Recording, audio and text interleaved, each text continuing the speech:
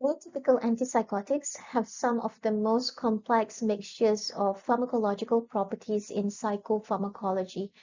Beyond antagonism of 5-HT2A and D2 receptors, agents in this class interact with multiple other receptor subtypes for both dopamine and serotonin and have effects on other neurotransmitter systems as well. Some of these multiple pharmacological properties can contribute to the therapeutic effects of atypical antipsychotics in terms of its antidepressant, antimanic, as well as anxiolytic property, whereas others can contribute to their side effect profile, for example, whether being a sedative, hypnotic, or causing cardiometabolic side effects. Bear in mind that no two atypical antipsychotics have identical binding property, which probably helps to explain why they all have distinctive clinical properties. Side effects that result from D2 receptor antagonism are more commonly associated with typical antipsychotic drugs, and this is because they are all potent D2 antagonists. So as you know, typical antipsychotic drugs are associated with the development of extrapyramidal symptoms, hyperprolactinemia, as well as tardive dyskinesia, among others. Metabolic syndrome-related symptoms such as diabetes, weight gain, and dyslipidemia are side effects associated with the common use of atypical antipsychotics and are believed to be primarily caused by antagonism of serotonin, histamine, as well as muscarinic receptors.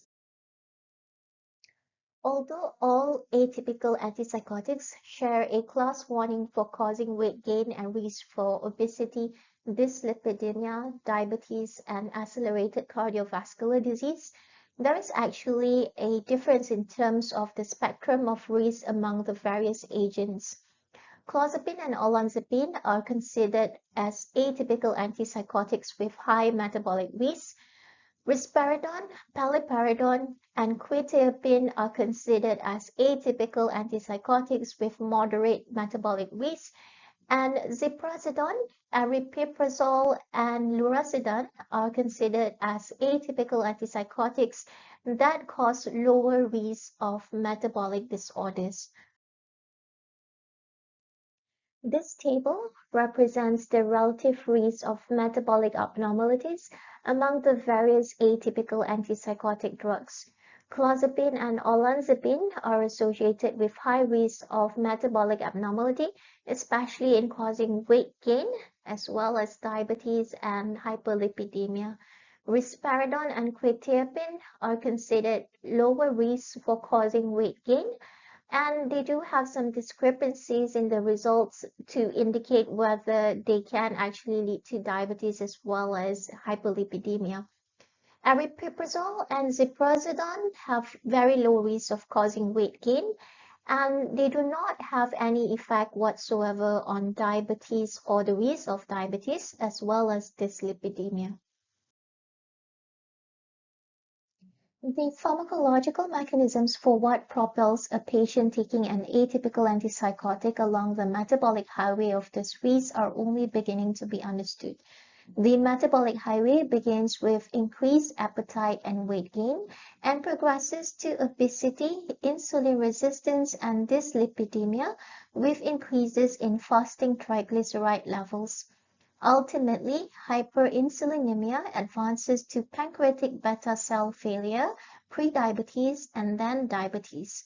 Once diabetes is established, risk for cardiovascular events is further increased, as is the risk of premature death. Atypical antipsychotic drugs are associated with the development of weight gain. Receptors associated with increased weight are the histamine H1 receptor and the serotonin 5-HT2C receptor.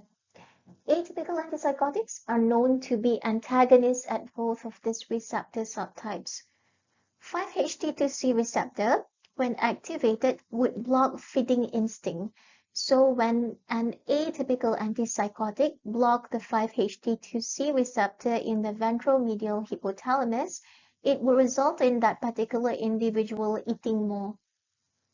Food intake is usually suppressed by the activation of H1 receptor in the ventral medial center, which is the satiety center. So antagonism by an atypical antipsychotic drug would increase food intake. However, there are several clinical issues with regards to weight gain. Not everyone gains weight, and it is difficult to predict who will have weight gain. Usually, the weight gain starts in the first few weeks, and it would reach a plateau between 3 months to 1 year after administration of atypical antipsychotic drugs. And this is not something that is a dose-related adverse drug reaction. This graph represents the mean weight gain during treatment with antipsychotic drugs. So each of these drugs has its unique spectrum of affinities for 5-HT2C serotonin receptor and histamine H1 receptor. And this has resulted in significant differences in the incidence of weight gain for these drugs. Olanzapine and clozapine on the far right of the graph have the highest affinity for this receptor, specifically 5-HT2C and histamine H1, and as a result, they are also observed to cause more weight gain. While antipsychotics that produce less weight gain, for instance, ziprasidone and aripiprazole on the left-hand side of the graph, are known to have very low affinity for the 5-HT2C and histamine H1 receptor. Since weight gain can lead to obesity, and obesity to diabetes, and diabetes to cardiac disease along the metabolic highway, it seemed visible at first that weight gain might explain all the other cardiometabolic complications associated with treatment with those atypical antipsychotics that cause weight gain.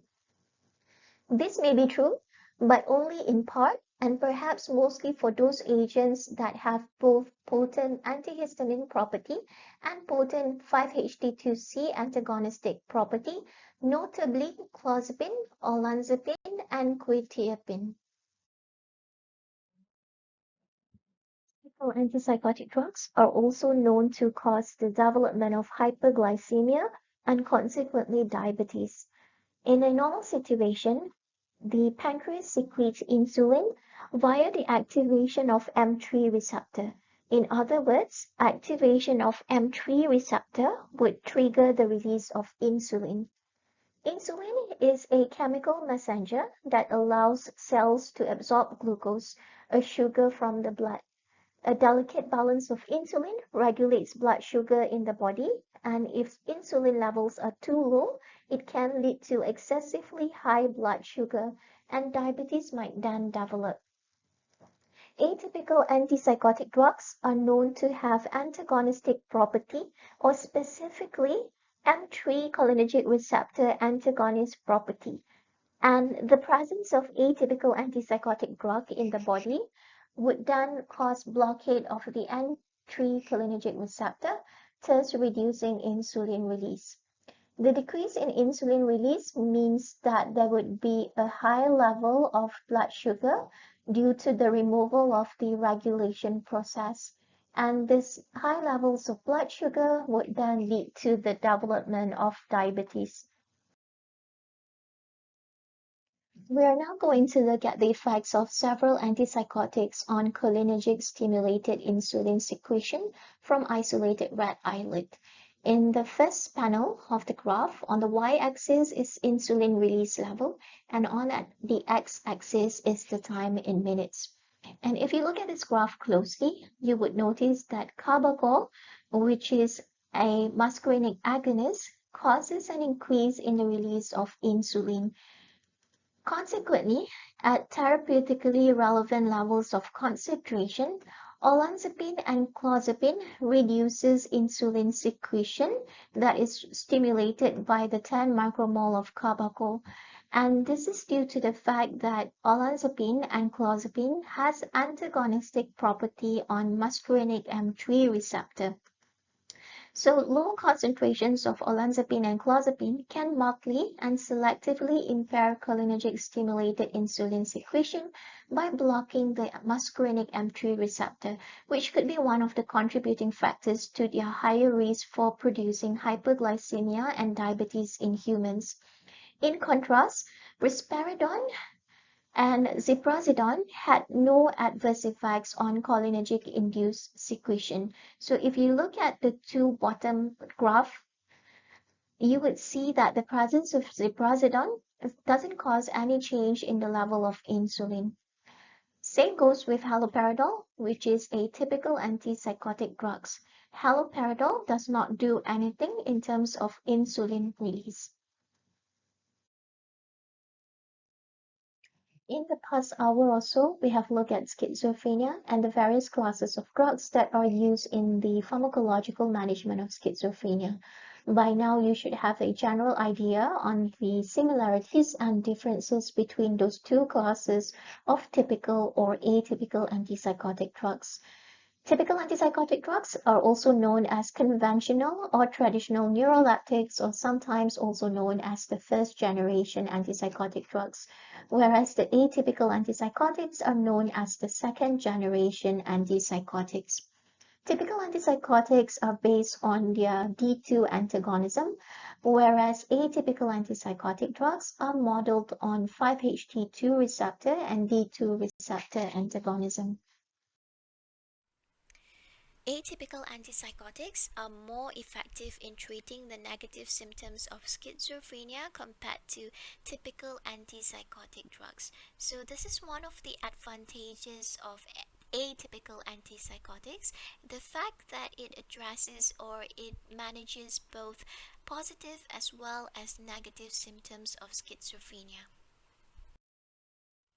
Typical antipsychotic drugs are potent D2 antagonists, and they are associated with adverse effects or side effects that are attributed to D2 antagonism, for instance, the development of extrapyramidal symptoms, hyperprolactinemia, as well as neuroleptic malignant syndrome. On the other hand, atypical antipsychotics, they commonly produce fewer extrapyramidal symptoms, saying that it does occur, especially tardive dyskinesia does occur, but at a much lower incidence, and it's not so much of a worry with atypical antipsychotics as compared to typical antipsychotics. However, it is not without its adverse effects. So, atypical antipsychotics are associated with more weight gain, dyslipidemia, as well as glucose dysregulation, which is associated with long term cardiovascular health risks. So, we're not saying that atypical antipsychotic is in any way safer compared to typical antipsychotics. They both have their own spectrum of adverse effects. So, these are some of the determining factor when you decide on what to put patients on, whether it's typical or atypical, and really then even looking at the individual agents within those two groups themselves. Thank you for watching the video. If you find the content useful for your learning process, please hit like.